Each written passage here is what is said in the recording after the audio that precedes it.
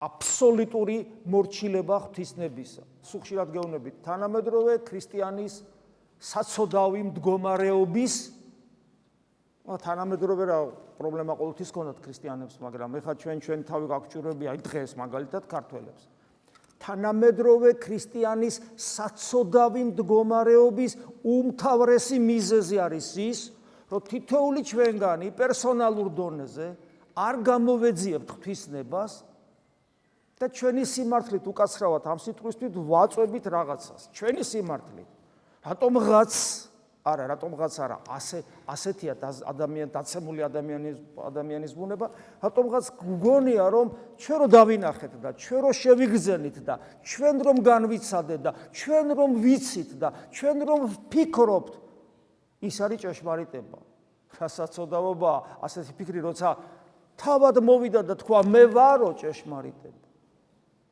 ამიტომ ჩვენი უბადრუკობის, ჩვენი არა ჯანსაღი ქრისტიანობის, ჩვენი განუვითარებლობის სულიერი თვალსაზრისით, ამდროს ვეზიარებით ეკლესიაში ვართ, არ გვეშველა. მიზეზი ერთადერთია. კიდევ ვიმეორებ, ერთადერთი მიზეზი. არა 2, არა 3, არა 4, არა რამდენიმე, ერთადერთი მიზეზი. ჩვენი მხრიდან გამოუძიებლობა ღვთისნებისა და მისდამი უპირობო მორჩილება. სხვანაირად ჩვენში ქრისტე არ დამკვიდრდება და ღვთისმშობელი ამის მაგალითია ზუსტად. ამ ხევალი უფლისა იყავ ნებისა ებრმისისა, ანუ ღვთისნების უპირობო მორჩილებით იწყება ჩვენი ქრისტიანობა. მანამდე რა არის? მანამდე არის ის, რომ საიდუმლოებრივად მისტიკურად ეხება ჩვენს გულს.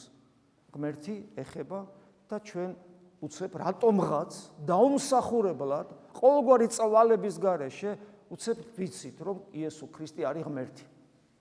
ზოგს ახსოვს ეს, როდის მოხდა ეს შეხება.